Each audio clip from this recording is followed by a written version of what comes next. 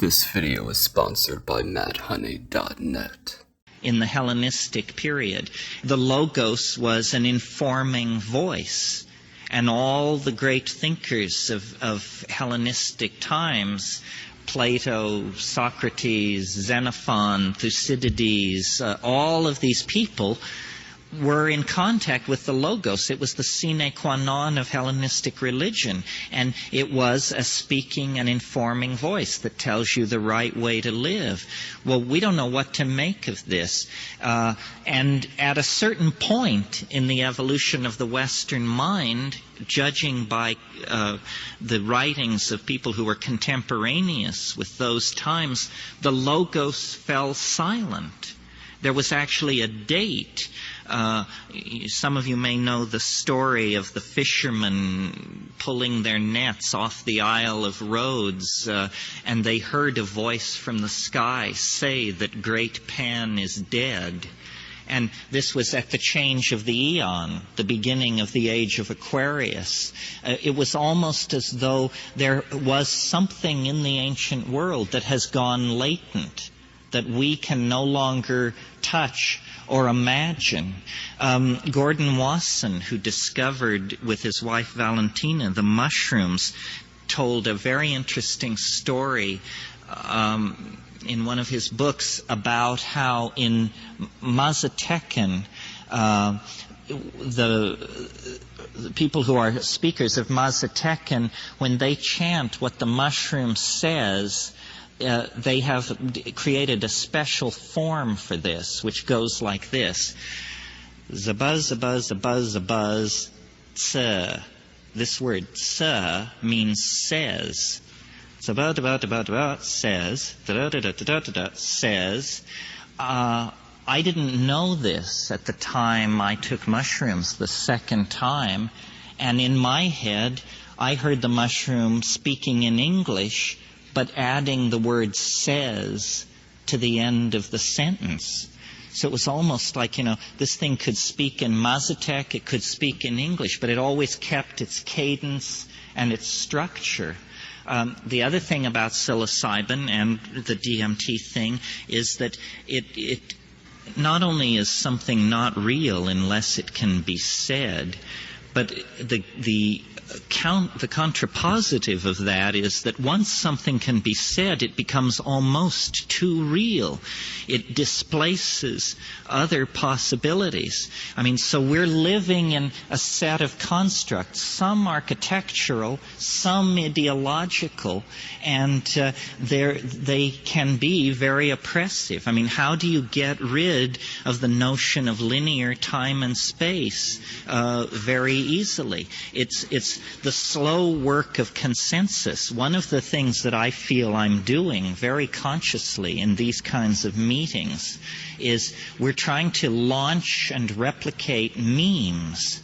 You all know this concept? A meme is the smallest unit of an idea, in the same way that a gene is the smallest unit of organism. And so these things, DMT, elves, transcendental object at the end of history, so forth, these are memes. And in the same way that genes are copied and spread around, and that fidelity of copying is the key to genetic success, fidelity of meme replication is the key to communication. If I give a speech on something and then you hear it and then you go out and somebody says, "So what did he say?" and you give a completely cockeyed account of what has been said, well, then the meme has been betrayed.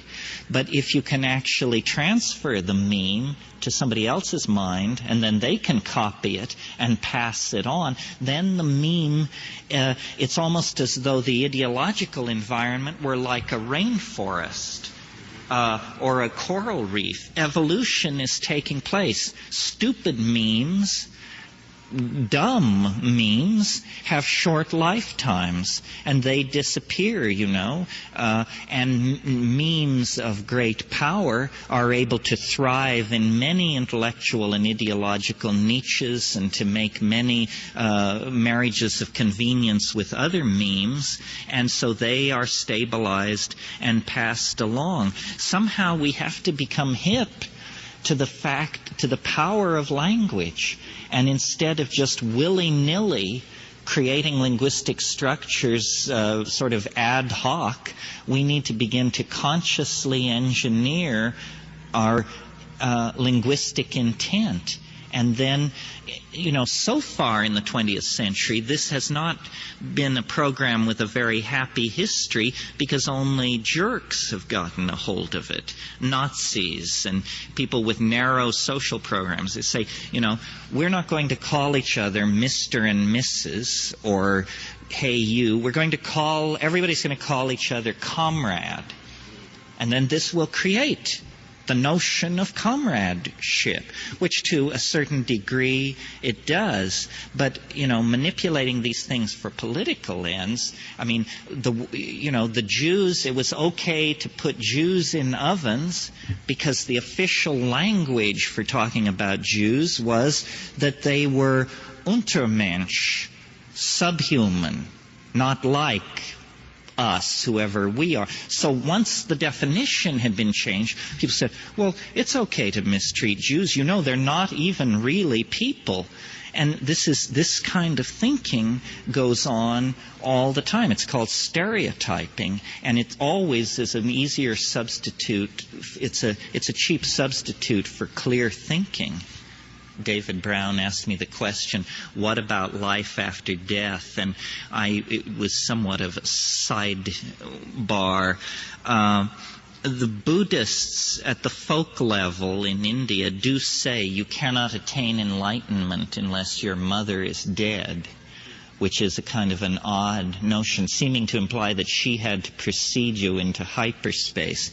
When you die, what you do is you literally, as appears to happen, you dissolve. And where you go is forward and backward into time, not like a gas released into time, but along the tracks and trails of the genetic machinery. In other words, you flow into your children, and you become, let's make a very simple model and say at the moment of death you become your children and your parents. A few moments later you become your grandchildren and your grandparents. You're spreading down. It's almost as though the thing which you were, which was this focus of ego and individuality, then it dies, and it's almost as though the mountain begins to slump back into the generalized pool of consciousness and being. That's why I have somewhat less patience maybe than I should have with the idea of channeling and come as you were parties and that sort of thing, because it seems to me the key to understanding the idea of reincarnation and past lives is that you were everybody. Of course, that's who you are. Here comes everybody. You weren't just that shepherd girl or that Roman emperor or that Greek fellow. You're everybody, and you can find your way into the great genetic telephone system and ring anybody's bell in history. Well, then it would be absurd to claim you were that person. That would be as absurd as claiming that anybody you could call on the telephone is who you are. No, it's that we are everyone. And, the great turning object in hyperspace that is the genetic transdimensional object casts off glinting reflections of this personality, that personality. And astrology has a role to play here and other things. But the bottom line is we are all drawn of the same stuff. I think one of the most profound insights you can have on psychedelics, and I certainly have it, is that we are all interchangeable. anybody could do my job, and I'm pretty confident I could do almost anybody's job. We define ourselves otherwise, but in watching the rise of my own career, it's a kind of being deputized, chosen for the job. It's just they said, well, he can do it. He has the gift of gab, so give him the credit line. But it could have been anybody. Our uniqueness is real on one level, but on another level, it's fairly illusory. It's sort of a coincidentia positorum. You have to hold these two antithetical things in your mind at once in order to correctly perceive the proper level of ambiguity that's resident in reality. It ain't simple, folks.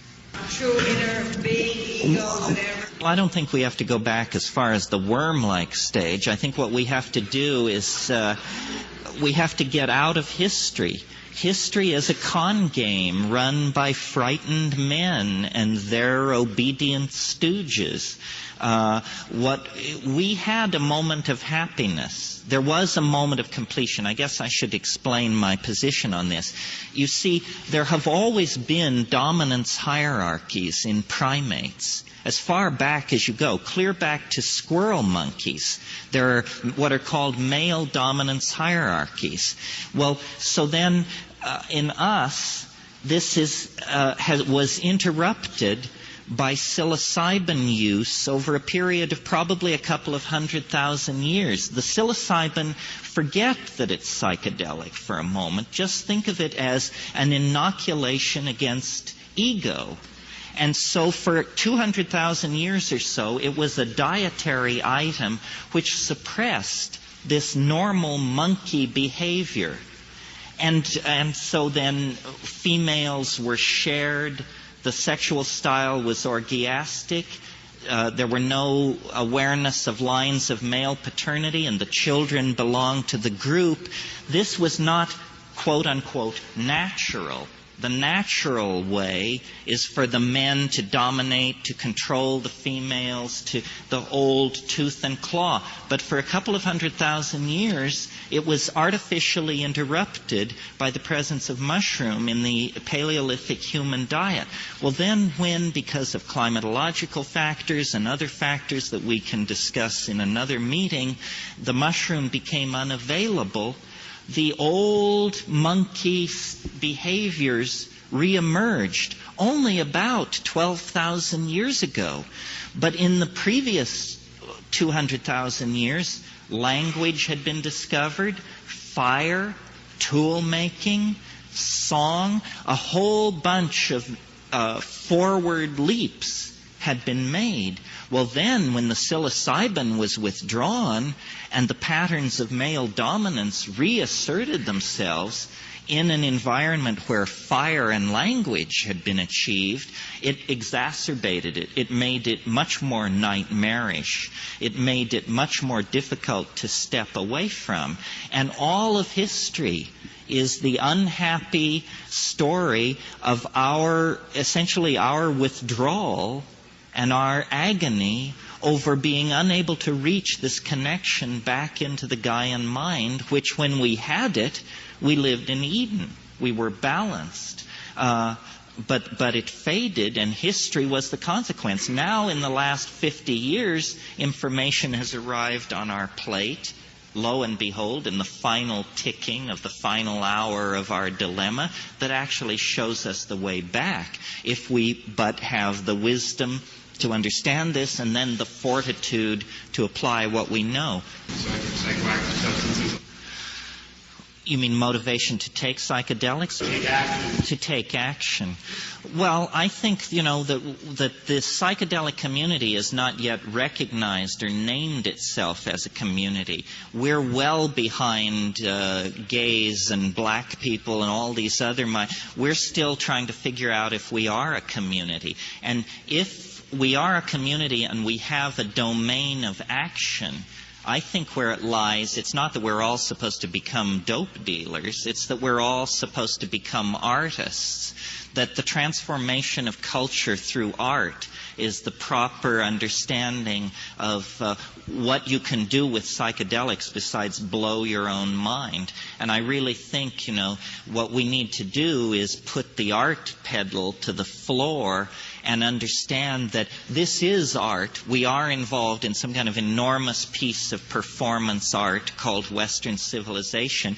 And, it's been a C- performance so far, and they're just about to reach out with the hook and drag us off stage unless we begin pulling rabbits out of the hat pretty furiously.